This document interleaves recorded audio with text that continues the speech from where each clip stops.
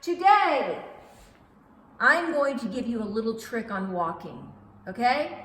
Walking is more complicated than people think. And we're going to do a little bit of a walking drill to improve your ability to glide, push off, and be efficient in walking. All right, today, I'm going to show you some walking skills. My name is Lisa Ann, and I love posture. Posture is the thing that I think is extremely fascinating, and I've been studying it for many years, and I've been experimenting with it. And just recently, I was helping somebody that had some foot pain, and I made up a new walking drill, okay? Now, here's the catch on this drill.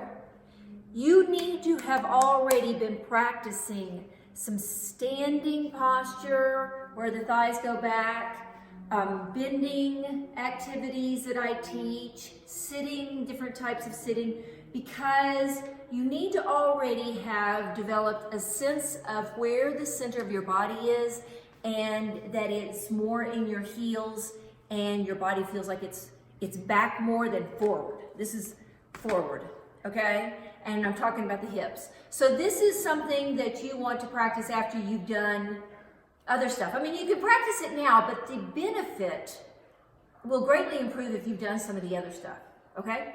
Now, here's the catch also. I do on my website have a walking video that will give you some tricks and stuff to improve as well, so this will make more sense right now. So when you're walking, I don't know if you know this, but walking is basically balancing on one leg. You're always balancing on one leg. If you think about it, that's what it is.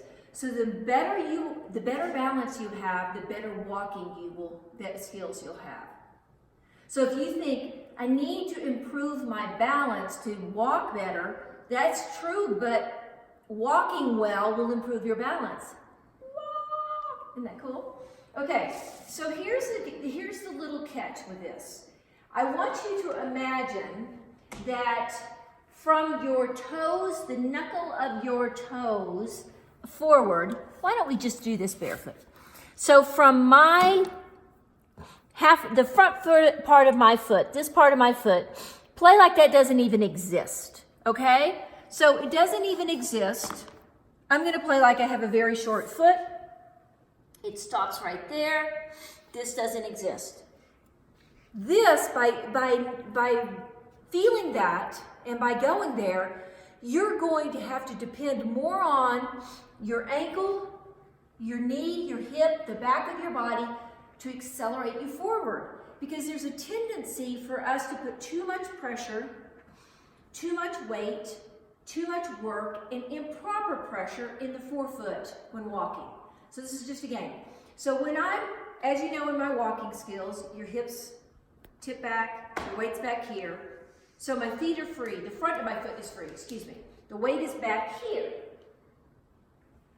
So when I'm about to walk and I push off, if I'm thinking a lot about my toes, I'll tend to put too much pressure in my toes.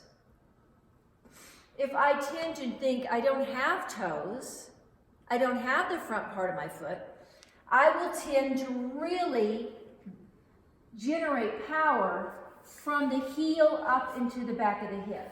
So I'll generate power from the back of my foot.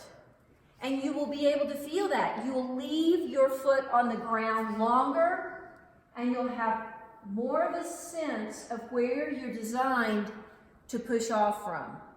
Okay, so the front of your foot has a lot of small bones and it's more susceptible to injury, just like your hands, if you put too much force in them. That's why we should always be generating more force closer to the center of our body. As we get away from the center of our body, we don't want to create too much force in these joints because they're more vulnerable. They're more for fine movement and more for precision and balance, okay? Balance as in your feet. So I'm pushing off, and you can think of the front of your foot as a fin. So like in swimming, if you're swimming, the tip of the fin, or even in a fish, the tip of the fin is not where the power comes from. It generates out to the fin, generates out to your toes. So I'm pushing off, and I'm really attempting to not even think about that. I don't have a front of a foot.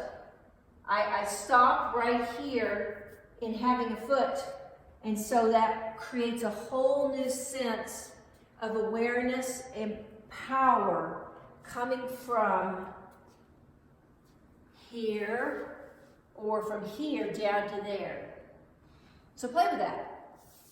Just eliminate in your body the idea that there's anything from here up, and that your foot stops there.